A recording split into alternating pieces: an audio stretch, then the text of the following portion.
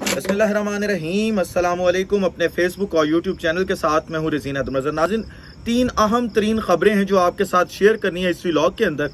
سب سے پہلے اس وقت جو خبر آپ کے سامنے رکھنی ہے وہ ہے میاں محمد نواز شریف جو سابق وزیر اعظم ہیں اور اس وقت پاکستان کے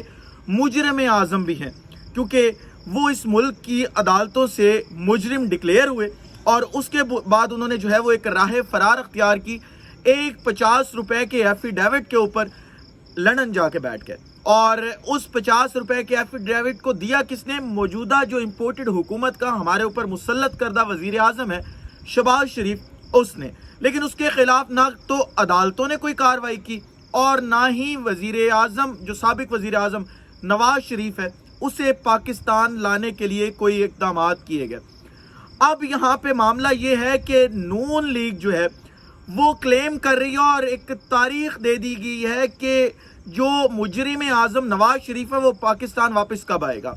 اس کی تاریخ دی گئی ہے سپتمبر کا آخری ہفتہ، کہ سپتمبر کے آخری ہفتے میں نواز شریف وطن واپس آ جائے گا۔ کہا یہ جا رہا ہے کہ وہ اپنی سیاست کرنے کے لیے پاکستان آ رہے ہیں، لیکن اصل حقائق نہیں ہے جو اس وقت ٹی وی پہ بتائے جا رہے ہیں۔ اصل حقائق آپ کے سامنے رکھنے جا رہا ہوں۔ اس سے پہلے آپ سے درخواست کروں گا چینل کو سبسکرائب ضرور کر لیجئے گا، بیل آئیکن کو بھی دبا دیجئے گا تاکہ میرے آنے والی تمام تر ویڈیوز آپ تک پہنچتے رہیں اور آپ کو اور میرے جو یہ تصویر اور آواز کی دنیا کا ساتھ ہے یہ برقرار رہ سکے۔ ناظرین، معاملہ کچھ اس طریقے سے ہے کہ کچھ عرصہ پہلے آپ نے سنا تھا کہ نواز شریف کا جو وہاں پہ رہائش کا ویزا تھا اس کی مدت ختم ہو چکی تھی اور انہیں جو ہے وہ یہ کہا جا رہا تھا، یہ تقریباً آج سے 7-8 ماہ پہلے کی بات ہے، کہ آپ پاکستان واپس جائیں۔ لیکن اس وقت نواز شریف نے وہاں کے جو برطانوی ہائی کمشنر ہے ان کے ساتھ مل کے اور استدعا کی گئی ہے کہ جی آپ میرا جو ویزا ہے اس کو ایکسٹینشن دیں، میں یہاں پہ علاج کی غرض سے رکا ہوا ہوں اور ابھی تک میرا علاج ممکن یعنی جو تھا وہ ممکن نہیں ہو سکا، اور جب علاج ممکن نہیں ہوا تو میں بغیر علاج کروائے جو ہے وہ وطن واپس نہیں جا سکتا۔ وہاں کی جو برطانوی حکومت ہے اس نے یہ کہا کہ ٹھیک ہے، ہم آپ کی بات مان لیتے ہیں، جو آپ کی رپورٹس ہے اس کے مطابق جو ہے وہ آپ جو ویزا یہاں پہ لے کے آئے ہیں اس کے حساب سے آپ کا علاج اتنے عرصے میں ممکن نہیں ہوا، ہم آپ کو اس ویزے کی ایکسٹینشن دے دیتے ہیں۔ اب نواز شریف کو برطانیہ کے اندر ایک ویزے کی ایکسٹینشن دی گئی۔ اب کیونکہ اس بات کو بھی تقریباً 6 سے 7 ماہ کا عرصہ گزر چکا ہے اور اس عرصے کے اندر نواز شریف وہاں پہ قیام پذیر تھے، تو ان کے ویزے کی دوبارہ مدت ختم ہونے والی ہے، کیونکہ جو برطانوی حکومت ہے اس نے کہا تھا کہ اس ٹائم تک ہم آپ کو سپٹمبر کے اینڈ تک جو ہے وہ ٹائم دیتے ہیں، آپ نے جو علاج کروانا اپنا یہاں پہ کروائیں اور اس کے بعد اپنے وطن واپس تشریف لے جائیں۔ اب جب ویزے کی مدت ختم ہو رہی ہے اور نواز شریف کے پاس کوئی دوسرا راستہ نہیں ہے کہ وہ ایک دفعہ وطن پاکستان واپس آئیں اور پھر یہاں سے دوبارہ انگلینڈ جائیں، اس کے علاوہ کوئی آپشن موجود نہیں ہے۔ اب جب نون لیگ کو اور نواز شریف کو آگے کنواں اور پیچھے کھائی والا حساب نظر آ رہا ہے تو انہوں نے ایک اعلان کر دیا ہے کہ جی میں پاکستان واپس آ رہا ہوں، اور ایک جعلی نیلسن منڈیلا بننے کی کوشش کی جا رہی ہے۔ اصل میں نواز شریف یہ سمجھتے ہیں اپنے آپ کو کہ میں کوئی بہت بڑا انقلابی لیڈر ہوں، میں پاکستان میں انقلاب لے کے آؤں گا اور میرے انقلاب سے ہی پاکستان جو ہے وہ ترقی کرے گا، جبکہ یہ سوچ جو ان کی ہے وہ بذات خود سوچ اپنے اندر ہی غلط ہے، کیونکہ ایک لیڈر جو ملک سے فرار رہ کے تقریباً 2 سال کا عرصہ باہر رہ کے آئے، وہ ملک کے پاکستان کے اندر انقلاب کیسے لے کے آ سکتا ہے؟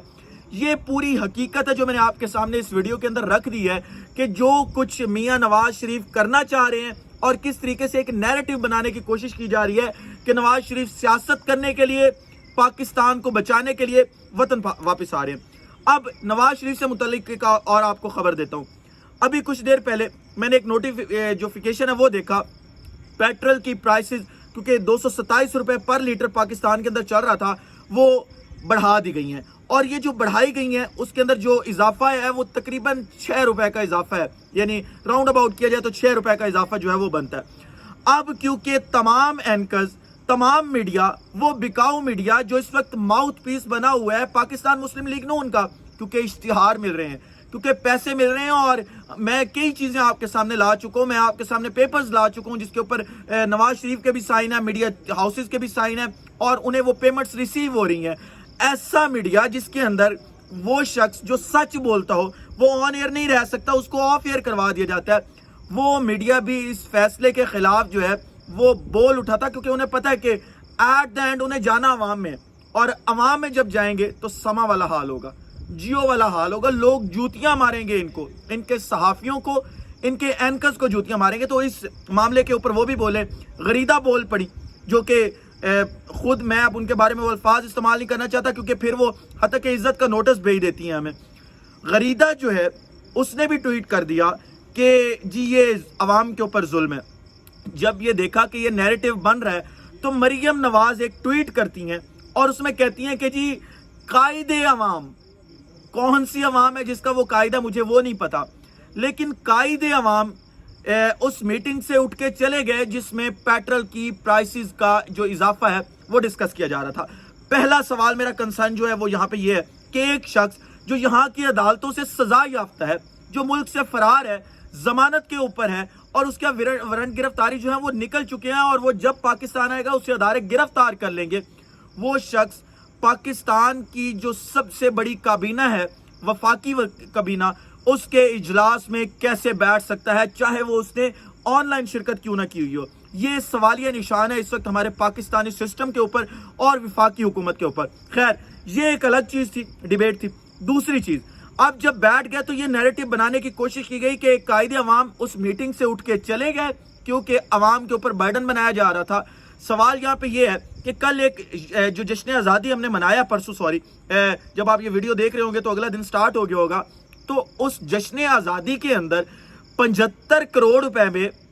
جو جناح کنونشن سینٹر اسلام آباد ہے اس میں ایک مجرا کروایا جاتا ہے۔ یہ 75 کروڑ روپے کس کے تھے؟